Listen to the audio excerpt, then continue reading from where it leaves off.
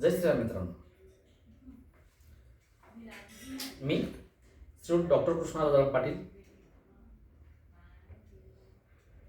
गौरव मधुकरराव गांगुर्डे माध्यमिक विद्यालय अक्कलपाडा तालुका साक्री जिल्हा धुळे येथे उपशिक्षक म्हणून काम करतो.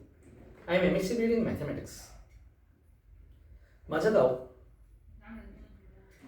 धुळे शहरापासून जवळजवळ 10 ते 12 किलोमीटर अंतरावर वसलेलं आहे. पारोळा रस्त्यावर फागणा आहे. फागण्यापासून इकडे जाताना धुळ्याकडून जाताना उजव्या साईडला एक फाटा येतो 4 किलोमीटर अंतरावर. पहिलंच गाव माझं गाव आहे काळखेडा. मी 2012 पासून धुळे शहरात वास्तव्यास आहे. धुळे शहरातील देवपूर भागामध्ये नकाऱ्या रोडला समृद्ध नगर आहे. त्या समृद्ध नगरमध्ये मी राहत असतो जवळजवळ 13 वर्षापासून. आणि तिथूनच आता ड्युटीला माझ्या स्विफ्ट डिझायर कारने अक्कलपाडा येथे जात असतो. तर मित्रांनो, तुमच्या समोर यायचा माझा एकच हेतू आहे. मला बऱ्याचशा माझ्या मित्रांनी सांगितलं, तुमच्यासारख्या मित्रांनी सांगितलं की डॉक्टर साहेब किंवा केआर पाटील सर, तुम्ही नवी मुंबईला जाऊन आले, त्या नवी मुंबईची काहीतरी तिथली माहिती आम्हाला द्या ना, इतंभूत माहिती. तुम्ही त्या ठिकाणी काय काय प्रोग्राम, म्हणजे कसा कसा कार्यक्रम अटेंड केला, तुम्ही त्या ठिकाणी तुम्हाला सत्काराला बोलवलं गेलं, तुम्हाला काय काय दिलं त्या ठिकाणी, तुम्ही त्या ठिकाणी 2 शब्द व्यक्त केले का, असे अनेक प्रश्न त्यांनी उपस्थित केले माझ्या मित्रांनी. मी त्यांचा आदर करतो, त्यांचा सन्मान करतो. त्यांनी जे काही मत व्यक्त केलं, मी त्यांच्या मताशी सहमत आहे. आणि त्यासाठीच म्हणजे प्रिय मित्रांसाठी मी या ठिकाणी तुमच्या समोर आलेले मित्रांनो. तर मित्रांनो, मूळ विषयाकडे जाऊया. दिनांक 7 सप्टेंबर 2025 रविवार रोजी नवी मुंबई येथे कला साधना सामाजिक संस्थेने राष्ट्रस्तरीय परमपूज्य साने गुरुजी आदर्श शिक्षक पुरस्कार 2025 हा कार्यक्रम ठेवलेला होता.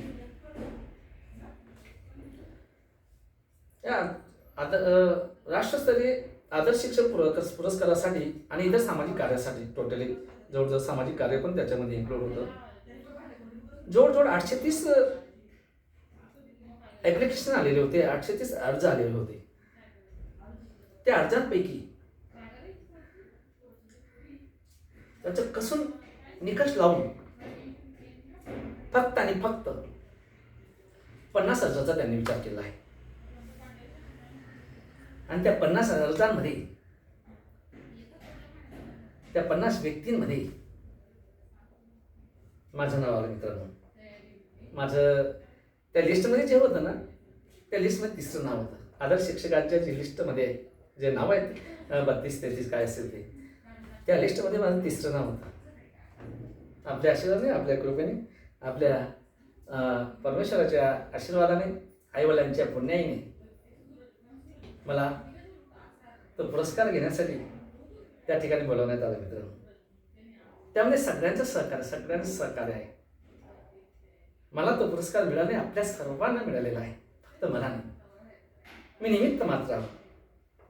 असो, मग त्या ठिकाणी 50 लोकांना, 50 व्यक्तींना, त्याच्यामध्ये सामाजिक कार्यकर्ते पण होते, कला क्रीडेचे पण होते आणि आमच्यासारखे, माझ्यासारखे शिक्षक पण होते. माझ्या मते शिक्षक लोक जवळजवळ 32 किंवा 33 असतील, परफेक्ट नाही सांगू शकत. आणि बाकी जे 8 लोक जे होते सामाजिक कार्य करणारे होते, त्यांना पण आदर्श समाजभूषण पुरस्कार दिला गेला. साने गुरुजी समाजभूषण पुरस्कार त्यांना प्रदान करण्यात आलेला आहे. मग एवढ्या लोकांमध्ये, एवढ्या व्यक्तींमध्ये आम्ही जवळजवळ 10 वाजता त्या ठिकाणी एंट्री करूनच टाकली, 10च्या पहिलेच एंट्री करून टाकली. रविवार ना, शनिवारी सॉरी धुळ्याहून शुक्रवारी रात्री 10 वाजता निघालो. कारण की शनिवारी अनंत चतुर्दशी होती. म्हटलं अनंत चतुर्दशीच्या दिवशी गणपती उठवणारे असतील, गणपती उठतील, आपल्या गणेशांचं विघ्नहर्त्याला निरोप दिला जाणार आहे, त्यासाठी गर्दी असेल म्हटलं. मग आदल्या दिवशी शुक्रवारीच निघून आलो. शुक्रवारी निघालो आणि मग शुक्रवारी जवळजवळ सकाळी डोंबिवलीला 5 वाजता पोहोचलो. आमचे रिलेटिव्ह राहतात, आमचे मोठे भाई आहेत मंदिर खेळायचे, त्या मोठ्या भाईंचे जावई डोंबिवलीला राहतात, सॉफ्टवेअर इंजिनियर आहेत. आणि त्यांचं जॉब ते जिओ नेटवर्किंगची कंपनी. मित्रांनो, जिओ नेटवर्किंग कंपनी असंच म्हणतात. जिओ कंपनी अंबानीची कंपनी, मोठी कंपनी आहे, जबरदस्त मोठी. 700 एकरमध्ये कंपनी पसरली मित्रांनो. आमचे ते माझा मुलगाच लागतो तो, किशोर पाटील म्हणून. ते म्हणे काका आपण असं करू, माझ्या कंपनीत जाऊ, कंपनी बघून घ्या, एंट्री मिळाली तर चांगली गोष्ट आहे. शक्यतो एंट्री देत नाही म्हणे, पण काय हरकत नाही, आपण रिक्वेस्ट करू. मित्रांनो, इतंभूत माहिती सांगतो. इतंभूत म्हणजे मला पण बरं वाटेल, योग्य वाटेल. मी काहीतरी विचार मांडलेले आहेत, मी काहीतरी वार्तालाप तुमच्याशी करतो आहे, असं मला समाधान वाटेल. पण तुम्हाला पण समाधान वाटायलाच पाहिजे, नाही तर व्यक्तिगत प्रवृत्ती असतात. काहींना बरं वाटतं, काहींना बरं वाटत नाही. असं मित्रांनो मला सांगावंसं वाटतं. मग 700 एकरच्या परिसरामध्ये ती कंपनी पसरली आहे मित्रांनो. तुम्ही गेल्यानंतर जाऊन या. मी फर्स्ट टाईम ती कंपनी पाहिली, फर्स्ट टाईम माझ्या आयुष्यात. एवढ्या एरियामध्ये वसलेली कंपनी आतापर्यंत मी पाहिलेली नाही. मग तिथे गेलो, एंट्री पास वगैरे जसं रिक्वेस्ट केली आमच्या त्या पुतण्याने, रिक्वेस्ट केली आणि त्यांनी रिक्वेस्टला मान दिला आणि ते आम्हाला कार्ड वगैरे दिले, बनवून घेतले. आम्ही मध्ये एंट्री केली. काय निसर्गरम्य परिसर होता, वा वा वा. आणि पावसाची रिमझिम चालूच होती, छत्र्या सोबत होत्या. म्हणजे छत्री वगैरे इकडे तिकडे फिरायचं, मस्तपैकी हिंडायचे, फोटो काढायचे, वा वा, मस्त मजा यायची. आणि अंबानींचं जे विमान आहे, अनिल अंबानींचं विमान त्या ठिकाणी लँडिंग केलेलंच होतं. अंबानी साहेब पण त्या दिवशी आले होते, पण आम्ही काही भेटू शकलो नाही. आपण कुठे, अंबानी कुठे, कुठे राजा भोज, कुठे गंगूदेवी, नाही नाही. पण मी रिक्वेस्ट केली तर एखाद्या वेळेस होऊ शकतं. शेवटी शिक्षक हा मनुष्य असा आहे, तो कुठेही जाऊन पोहोचतो. पण आम्ही काही रिक्वेस्ट केली नाही, फक्त निसर्गाचा आस्वाद घेतला. ते फोटो टाकायचे आहेत मित्रांनो मी फेसबुकला, ते बघा वाटल्यास. जबरदस्त, क्या बात आहे, अवेलेबल. जवळजवळ 2 तास लागले असते, म्हणजे 2 तास मिनिमम आहेत. 2-4 दिवस पूर्ण लागते ते. 2 तासपर्यंत आम्ही एन्जॉय केली मित्रांनो तिथे. कुठे शॉवर पाहिले, कुठे इकडे तलावाकडे गेलो, मोठा तलाव पण आहे तिथे. कुठे विमानाच्या जवळ गेलो, सगळीकडे पूर्ण एरियामध्ये फिरलो. कुठे ते मासे, त्या तलावामध्ये वेगवेगळ्या प्रकारचे मोठमोठे मासे. आम्ही 3 जण होतो, माझी बाई होती, मंदिर खेळायचे, तिथे गेलेलो. आलेलो तर माझी फॅमिली आहे, माझ्या बाईंची फॅमिली आहे आणि माझा मित्र दीपक पानपाटी हा सुद्धा माझ्यावर आलेला आहे. म्हटलं दीपक, म्हटलं चल ड्राईव्ह करायला तो सोबत असेल तर बरोबर, तो पण. पण त्या ठिकाणी बघायला आम्ही 3च जण गेलो होतो. मस्त मजा आली मित्रांनो. तिकडे निघालो रिमझिम पावसामध्ये, दर्शन घेतलं, अजून महादेवाचं दर्शन घेतलं, वा वा. रात्रीचं सीन एकदम टिपलेले, काय ते नजारा कधी, काय ते लाईटिंग, वा. नतमस्तक झालं महादेवांना, शिवाय नमस्त उभे. त्यांचं दर्शन घेतलं, प्रसाद घेतलं, काजू बदाम आणि मनुके वगैरे त्या ठिकाणी प्रसाद पण दिला, खाल्ला.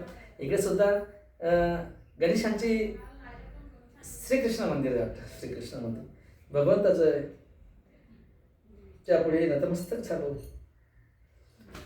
आणि प्रसाद घेतला, फोटो वगैरे बरीच काढली. आणि माझं कसं आहे मित्रांनो, मला जो स्पॉट आवडला त्या ठिकाणी फोटो काढल्याशिवाय राहत नाही. आमची सहल पण निघते ना, त्या सहलीच्या ठिकाणी माझे शिक्षक मित्र कंटाळून अरे क्या पटे सर बस करा, मला भरपूर झाले. नाही, हा माझा इतिहास आहे. हे सगळे फोटो मी माझ्या फेसबुक अकाउंटला लोड करेन. कोणी बघू नको बघू, कोणी लाईक करू नको करू, पण मला त्या अकाउंटला ठेवायचे आहे. म्हणजे मी केव्हा पण बघू शकतो. याच्या पुढे समजा दिवसेंदिवस वय वाढत जातं, तेव्हा बघायला इंटरेस्ट वाटतं. अरे एवढं एन्जॉय केलं मी. आमच्या नातवंडांना, पुढच्या पिढीला आपण दाखवणार. याच्यातून त्यांना पण वाटेल की आपण सुद्धा यांच्यासारखं नवीन यांच्यापेक्षा काहीतरी जबरदस्त करायला पाहिजे. फक्त फोटो काढणं हे सांगत नाही, फक्त फोटो जबरदस्त काढायला पाहिजे असं नाही. सगळ्या क्षेत्रामध्ये आपण त्यांच्यापेक्षा पण जास्त प्रगती करायला पाहिजे असं त्यांना निश्चितच वाटायला पाहिजे, तसं वागायला पाहिजे. असो, मग संडेच्या दिवशी आम्ही त्या ठिकाणी गेलो ज्या ठिकाणी हा कार्यक्रम होता. कार्यक्रम ठीक आहे, ते कोणत्या तर हॉलमध्ये होतं, कराडे हॉल का असं काहीतरी होतं. ठीक आहे, त्या ठिकाणी आम्ही 10च्या पहिले पोचलो. मित्रांनो, फेटे घरूनच बनवून घेऊन गेलो होतो. धुळ्याहून राजू फेटेवाले. म्हटलं तिथे फेटे आहे. मी विचारलं होतं, सर म्हटलं फेटे वगैरे तुमच्याकडून पाहायला मिळतील का? सर बोलले शक्यता कमी आहे सर, बघा. म्हटलं बांधले गेले, आपण घरूनच फेटे.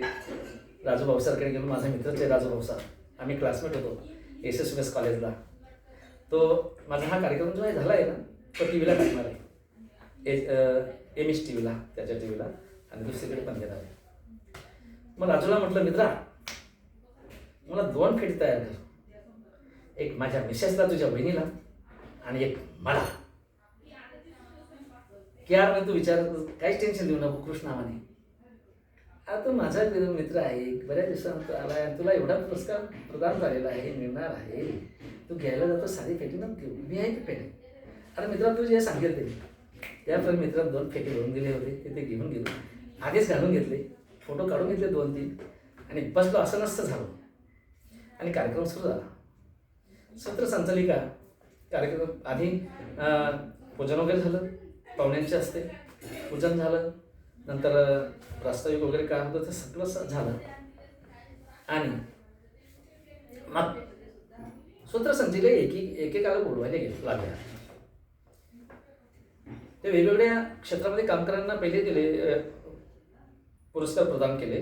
10-12 लोक जे काही होते, 10-12-18 असतील ते. हो, त्यानंतर मग आमच्यापैकी शिक्षकांपैकी एक नाव पुकारायला लागले. सूत्रसंचालिका कोण आहे? एक मिनिट पाटील, बस आम्ही माझा व्हिडिओ होतो. या आमची वेळी पारोळा तालुक्यातील त्यांचं गाव मंदिरखेडा गाव, आणि पारोळ्यापासून जवळजवळ फक्त किती 4 किलोमीटर अंतरावर यांचं गाव आहे. जसं माझं ठाण्यापासून 4 किलोमीटर अंतरावर कारखेडा गाव आहे, तसंच त्यांचं 4 किलोमीटर गाव आहे. ते विकास सोसायटीचे चेअरमन सुद्धा आहे, बरोबर आहे की नाही? हो, चेअरमन आहे. चोरमन नाही का? चेअरमन आहे. चेअरमन माझी वेळ म्हणून थोडीशी मदत केली. काय हरकत नाही मित्रांनो. ते घनश्याम शंकर पाटील शिंदे कंपनी, शिंदे गुडाचे आहे आपले, जे शिंदे होते, एकनाथजी शिंदे, माजी मुख्यमंत्री एकनाथजी शिंदे, आता उपमुख्यमंत्री आहेत, त्यांचे हे कुड भाऊ आहेत शिंदे. ओके, काय हरकत नाही. बर, कॅरी ऑन. मग सूत्रसंचालिका एकेकाचं नाव पुकारलं गेलं. 2 नावं झाली, मला माहिती आहे. म्हटलं 3ऱ्या नंबरवर माझं नाव आहे.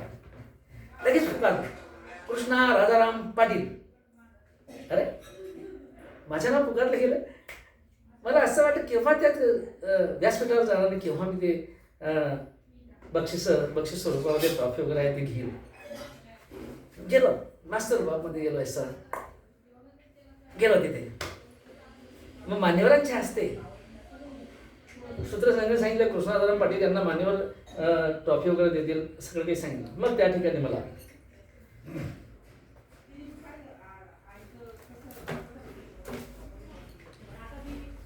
हे सन्मान चिन्ह बघा, हे सन्मान चिन्ह दिलं गेलं, ट्रॉफी सन्मान चिन्ह. नंतर हे सन्मानपत्र श्री कृष्णरावराम पाटील यांना हे सन्मानपत्र त्या ठिकाणी मान्यवरांच्या हस्ते दिले गेले. मोठमोठे मान्यवर होते, ते मान्यवर पण सांगतो कोण कोण होते. सांगतो. श्यामच्याई पुस्तक, हे श्यामच्याई पुस्तक हे सुद्धा दिलं गेलं. आणि मित्रांनो, मला असं सांगायचं आहे, ज्याप्रमाणे आपल्या भारत देशामध्ये प्रत्येकाच्या घरात गीता आहे, त्याप्रमाणे माझ्या मते बरं का, आणि बऱ्याचशा व्यक्तींच्या थोर विचारवंतांच्या मते सुद्धा असं सांगले ते सांगतात. मी पण सांगतो, माझ्या घरात पण श्यामच्याई पुस्तक आहे. प्रत्यक्ष घरामध्ये आपल्या महाराष्ट्रातच नव्हे तर आपल्या भारत देशातील घराघरामध्ये श्यामच्याई पुस्तक एक ग्रंथासारखं ठेवलं गेलं पाहिजे, वाचलं गेलं पाहिजे. फक्त ठेवू नका, वाचन करा. त्याच्यामध्ये जवळजवळ 42 दाखले गुरुजींनी दिले, साने गुरुजींनी लिहिले आहेत. त्या 42 दाखले वाचा मित्रांनो, एकदम छान पुस्तक आहे, मी वाचलेलं आहे. मग ते मान्यवर कोण होते मी सांगतो.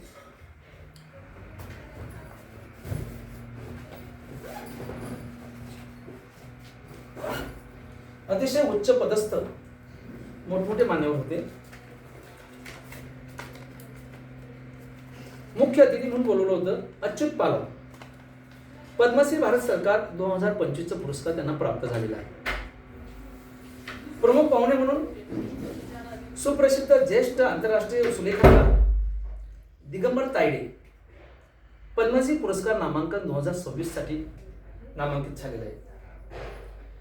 3 नंबरचे दानशूर व्यक्तिमत्व होते कॅप्टन मनोज भामरे, माजी लष्करी अधिकारी, भारतीय लष्करातील शॉर्ट सर्व्हिस कमिशन अधिकारी ते होते. 4 नंबरला 4 अतिथी त्यांनी बोलवले होते प्रमुख अतिथी म्हणून. 4 नंबर रामजीत अर्थात जितू गुप्ता, मुख्य तपास अधिकारी अँटी पायरेसी सेल मुंबई. असे मोठमोठे मंडळी आले होते मित्रांनो. खरंच जबरदस्त व्यक्तिमत्व होतं त्यांचं. तर मित्रांनो, त्यांनी सर्वांनी मिळून मला हे पुरस्कार प्रदान केले. सन्मान चिन्ह, सन्मानपत्र, हे श्यामच्याई पुस्तक, नंतर हे पदक बहाल केलं. माझ्या गळ्यातच टाकून दिलं, फेट्यामध्ये जात नव्हतं. सर मी फेटा काढा, नाही असं म्हटलं बरोबर जाईल. मी असं बरोबर त्या ठिकाणी घालून घेतलं आणि फेटा तसंच तसा. आणि त्याच्याबरोबर सोबत ही 2 पुस्तकं पण दिली. सुवर्णपद जीवनदीपापासून ते ज्ञानदीपापर्यंतचा प्रवास हे एक पुस्तक दिलं. सुवर्णपद जीवनदीपापासून ते ज्ञानदीपापर्यंतचा प्रवास हे दुसरं पुस्तक वेगळं आहे. डॉक्टर गोरखनाथ पोळ गौरव ग्रंथ 2025 हे स्वतः त्याचे रायटर आहेत. मग मी स्वतः डॉक्टर कृष्णरावराम पाटील, माझी मिसेस मंगला कृष्णा पाटील, माझे बहीण हे घनश्याम शंकर पाटील आणि त्यांच्या मिसेस सौ रेखा, बरोबर ना, हां, घनश्याम शिंदे, आम्ही चौघच्या 2-2-4 व्यासपीठावर गेलो, घेतलं, मस्त वेगळी खाली आलो. मग मित्रांनो, थोड्या वेळाने टोटल कार्यक्रम झाला. टोटल डिटेलमध्ये कोणाकोणाला बोलवलं गेलं ते काही सांगत नाही टोटल. नंतर मी त्यांना घरून, कारण की पुरस्कार ज्यांनी दिला त्या समितीचं नाव कला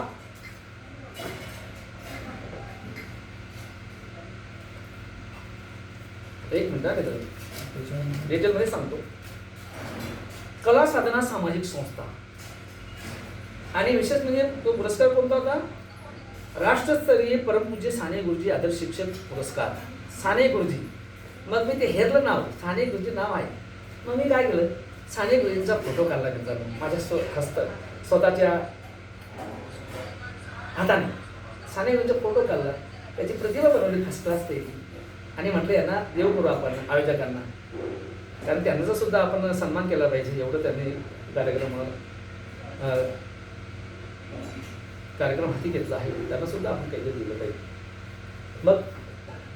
मग मी त्यांना आयोजकांना रिक्वेस्ट केली.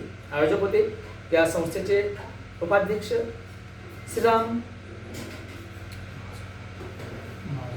माझा श्रीराम माझं सर होते. सरांना बोललो माझा सर एक रिक्वेस्ट आहे माझी, तुम्हाला मी फोटो बाहेर करणार आहेच, पण 2 शब्द जर बोलायला मिळाले, 2 मिनटं बोलायला मिळालं तर फार बरं होईल. संधी दिले तर छान. सर म्हणे तुम्ही बिंदास घ्या वेळ, परंतु शॉर्ट बट स्वीट लवकर आवडा. म्हटलं काय हरकत नाही सर, धन्यवाद. मग सगळं झाल्याप्रमाणे ठरल्याप्रमाणे मला त्या ठिकाणी बोलवण्यात आलं. कृष्णा राजाराम पाटील आपल्याला काहीतरी ते मनोगत व्यक्त करायला 2 शब्द बोलणार आहेत आपल्यासमोर. बोलो गेलो. शंख माझ्या खिशातच होता, छोटा शंख मावून जातो खिशात, त्यामुळे छोटाच आहे. मग शंखनाद केला पहिले, 3 वेळेस शंखनाद केला. सगळं वातावरण प्रसन्न केलं, अति प्रसन्न. शंखनाद केल्यानं जवळपासचं वातावरण प्रसन्न होतं. मित्रांनो, शंखनाद केला पाहिजे, तुम्ही सुद्धा करा. मी जास्त वेळ जाईल म्हणून शंखनादाचे फायदे वगैरे काही या ठिकाणी सांगत नाही, मेन विषयावरून चालतो. शंखनाद केला. शंखनाद केल्यानंतर माझा परिचय द्यायला सुरुवात केली. तो परिचय असा मित्रांनो, माझ्या मित्रांचं सुद्धा तुमच्यासारख्या मित्रांचं म्हणणं होतं की तुम्ही त्या ठिकाणी काय काय वक्तव्य केले, कसं कसं काय कार्यक्रम आयोजन केलं, त्या ठिकाणी तुम्ही लोकांना उद्देशून काय काय सांगितलं ते ऐकण्यासाठी उत्सुक आहे. ठीक आहे मित्रांनो, काय हरकत नाही. तर गेलो, माझं नाव सांगितलं. मी डॉक्टर कृष्णराजाराम पाटील, गौरव मधुकरराव गांगुर्डे माध्यमिक विद्यालय अक्कलपाडा, तालुका साक्री, जिल्हा धुळे येथे उपशिक्षक म्हणून कार्यरत आहे. आणि मग माझा परिचय करून दिला, गावाचं नाव सांगितलं, काठखेडा गावात राहतो. मग माझं शिक्षण कसं झालं ते सांगितलं. 1ली ते 7वीपर्यंतचं माझं प्राथमिक शिक्षण आमच्या गावातील जिल्हा परिषद काठखेडे गावातील जिल्हा परिषद शाळेत झालं. जिल्हा परिषद शाळेत असताना मित्रांनो मी दुसरीत होतो. थोडं सविस्तर सांगतो मित्रांनो, बोर होणार तुम्ही असं मी करणार नाही, जास्त वेळ घेणार नाही, परंतु ऐकण्यासारखी कहाणी आहे. हे दुसऱ्यांना संदेश पाठवण्यासारखं आहे, दुसऱ्यांना सांगण्यासारखं आहे. विद्यार्थ्यांना ते मोठमोठ्या लोकांच्याशी उदाहरण देतात ना मित्रांनो, तसं माझं झालेलं आहे. कारण की मी फार शून्यातून विश्व निर्मिती केलेली आहे. शून्यातून, शून्य पण नसेल, शून्याचं मायनस असेल असं म्हटलं तरी वावगट असो. मग सांगायचं तात्पर्य म्हणजे आम्ही आमचं 9 जणांचं कुटुंब होतं. 4 भावंडे 3 बहिणी. मी 3 नंबरचा होतो. माझ्यापेक्षा 2 भाऊ मोठे, मी 3 नंबरचा आहे. 1 बहीण मोठी, 2 बहिणी माझ्यापेक्षा लहान. आई वडील असं 9 जणांचं कुटुंब. वडील हमालीने काम करायचे. धुळ्याच्या कृषी उत्पन्न बाजार समितीमध्ये हमालाचे काम करायचे. बरेचसे व्यवसाय त्यांनी केलेले आहेत. 2 भाऊ सालदारकीने काम करायचे. आणि मला शिक्षणासाठी मी माझे वडील म्हणाले की कृष्णा तू शिक, त्यांना करते काम. आणि थोडीशी चुनूक पण मला माझी त्यांना दिसली असेल, त्यामुळे मी शिकायला लागलो. मग दुसऱ्यामध्ये असताना मित्रांनो माझ्या चित्रकलेची श्रीगणेश कसं झालं बघा. दुसऱ्यामध्ये असताना मी 2 हाताचा गणपती काढला होता, 2च हात. मग माझ्या गुरूंनी, वाडीले गुरुजी होते, ते वारले बिचारे मोंढाड्याचे होते, त्या गुरुजींनी सांगितलं, अरे कृष्णा, हां सर, गुरु सर नाही माहिती गुरुजी, गणेशांना गणपतींना 4 हात असतात. हो गुरु, 4 असतात. हो बनवून दिलं फक्त. मग त्यांनी सांगितलं, या साईडला 1 हात काढायचा, या साईडला 1 हात काढायचा, 4 हात असणारा गणपती तू काढ. मग त्या सरांच्या समोर, गुरुजींच्या समोर मी इकडे हात काढला, इकडे 4 हाताचा गणपती काढला.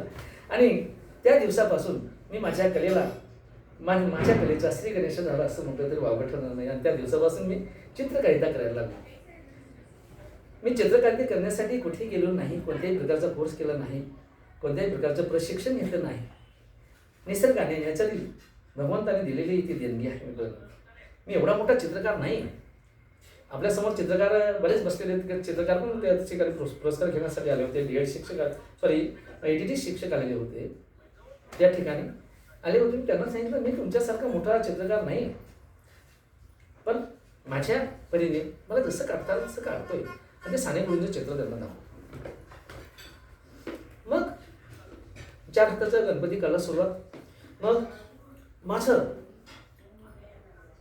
8वी तर 10वीपर्यंत शिक्षण आमच्या काठखेडी गावापासून 4 किलोमीटर अंतरावर असलेल्या फागणे गावाला झालं. आमचे क्लास टीचर पेटीवाले सर होते. मी आता भेटायला गेलो होतो परवाच्या दिवशीच पुण्याला आलो मी आता, परवाच्या दिवशीच भेटायला गेलो होतो. त्याच्या चरणी आता मस्त सगळं हे जे मला सन्मान वगैरे मिळाला त्याच्या चरणी अर्पण करून आलो. असो, मग ठाण्याला जाण्यासाठी माझ्याकडे काही सायकल वगैरे नव्हती. ते बघ एक थोडंसं आवाज येईल ना तुला. हां, आणि तो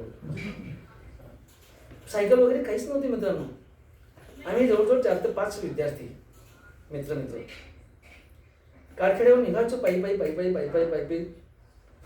चालत शाळा गाठायचो.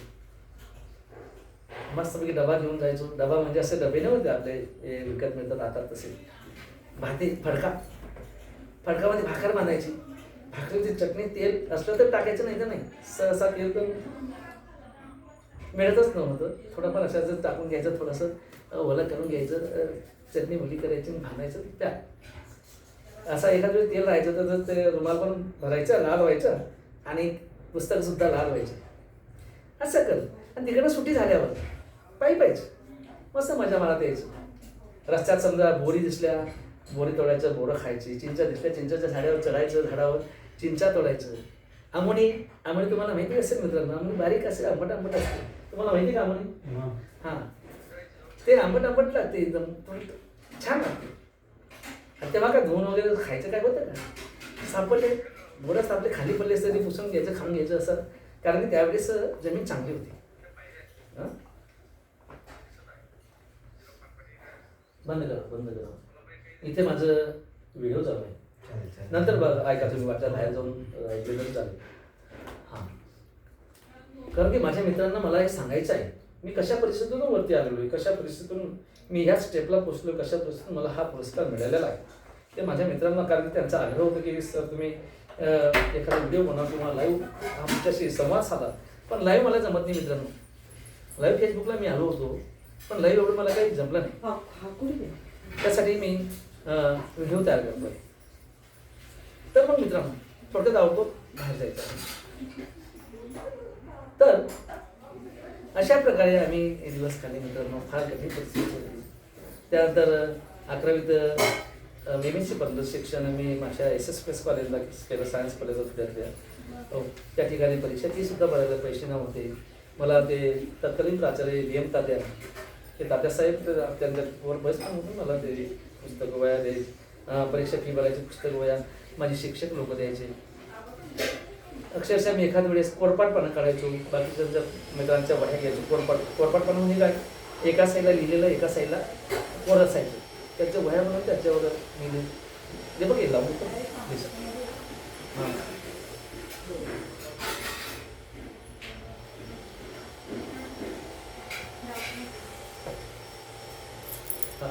मग असे प्रकारे त्या वह्या बनवायचो, त्या वहीवर द्यायचो. आणि त्या पिरियडमध्ये मी होम ट्युशन घ्यायचो.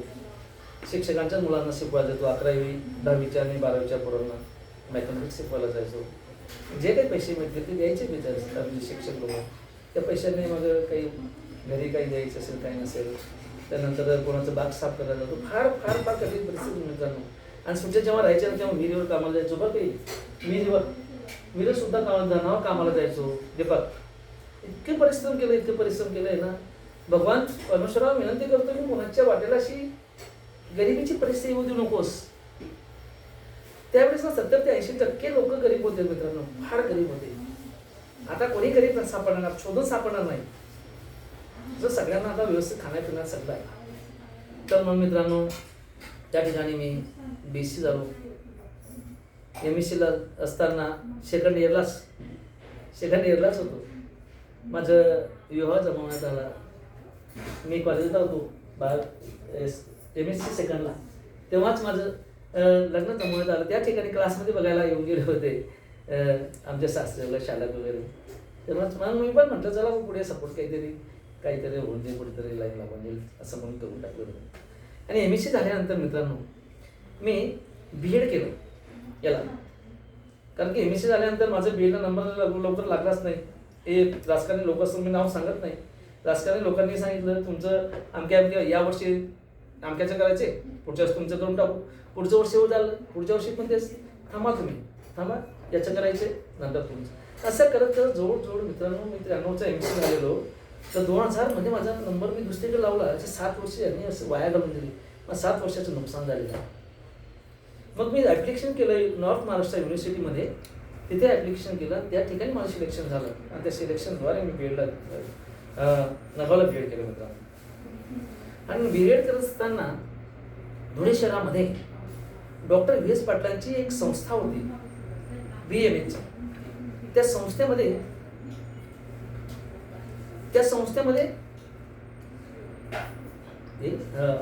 तुम्ही वाटत इकडे बसून तुला हरकत नाही, कसं हालचाल होते माझं काय म्हणतं हे माइंड थोडंसं विचलित होतं. जे काही सांगायचं जो मुद्दा मांडायचो मांडला जातो. हां ओके. मग हां BMS करत असताना बी एड करताना असताना मी BMSला पण ॲडमिशन घेतलं. 4.5 वर्षाचं BMS केलं. डॉक्टर व्ही एस पाटलांच्या त्या संस्थेमध्ये BMS संस्था होती, डॉक्टरांचं प्रशिक्षण त्या ठिकाणी होत होतं. त्या ठिकाणी मी BMS केलं आणि मग चांगल्या डॉक्टरांकडे मी प्रॅक्टिस केली आणि स्वतः प्रॅक्टिस चालू करून दिली मित्रांनो. स्वतः कारण की MSc मॅथमॅटिक्स असल्यामुळे थोडंसं नॉलेज पण होतं आणि लोकांचा बघण्याचा दृष्टिकोन होताच. एज्युकेटेड मनुष्य आहे, काय हरकत नाही. स्वतः प्रॅक्टिस केली, पैसे वगैरे थोडेफार जमा केले मित्रांनो. आणि अक्कलपाड्याला जागा BSc BEd ए ग्रुपची जागा होती, त्या ठिकाणी मी गेलो आणि त्या ठिकाणी माझं काम झालं. BSc BEd ए ग्रुप गणित म्हणून, गणित शिक्षक म्हणून मी त्या ठिकाणी जॉईन झालो मित्रांनो. तर सांगायचं तात्पर्य मी आता जास्त लांबवत नाही. अशा प्रकारे माझा जीवन प्रवास झालेला आहे. इथपर्यंत आलो आणि मला मेडल मिळालं मित्रांनो. एवढा गौरव करण्यात आला, फार मोठा गौरव. मला माझा आनंद गगनात मावळून असा झाला आहे. म्हटलं माझ्या मित्रांना केव्हा जाऊन सांगू. बऱ्याचशा मित्रांना माहिती पडलं, बाकीच्यांना माहीत नाही. आता हा व्हिडिओ तयार झालाच मी प्रसार माध्यमांमध्ये टाकून देईल, फेसबुक, व्हॉट्सअप वगैरे, नंतर इंस्टाला वगैरे टाकून देतो. मग सांगायचं तात्पर्य मित्रांनो, तुमच्यासारख्यांच्या आशीर्वादाने, उपरवायच्या कृपेने, आईवडिलांच्या कृपेने मला हा पुरस्कार मिळाला आहे, तुमच्यामुळे मिळालेला आहे. बरेचसे निकष पुरस्कार म्हणजे सहज दिला गेला असले बरेचसे निकष त्या ठिकाणी लावले गेले मित्रांनो. सिलेक्शन झालं आणि त्या सिलेक्शनमध्ये मला पुरस्कार मिळाला. मी भगवंताचे आभार मानतो. आपले माझ्या आईवडिलांची पुण्य आहे, त्या आईवडिलांच्या पुण्यामुळे हा पुरस्कार मिळाला आणि या पुरस्काराचा मी सन्मान करतो मित्रांनो. याच्या पुढे सुद्धा आता चांगलं काम करेल, भरपूर काम करायचं आहे. असो, फार काही बोलत नाही. त्या ठिकाणी मग माझे नंबर घेतले त्या प्रमुखांनी जे आलेले होते मान्यवर, त्यांनी नंबर घेतला. म्हणजे तुमचा नंबर द्या मला. म्हटलं काय हरकत नाही सर, मुलाला घ्यायला पाठवलं. नंतर मला भेटेल सर तुमचा नंबर. मुलाने आणला पण तोच ऐका बोलून सर. म्हटलं हा सर. म्हटलं कारण तुम्हाला आम्ही बोलवू, केव्हा तरी बोलू सर. आणि सांगितलं पण तुम्हाला चीफ गेस्ट म्हणून मला बोलवायचं आहे. म्हटलं चालेल सर, मी केव्हाही तयार आहे.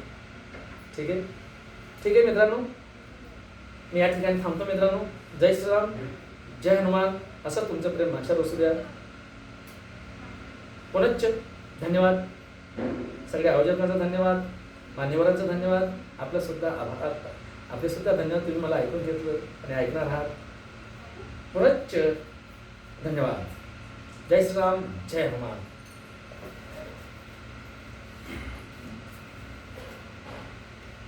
ठीक आहे, ओके, बाय.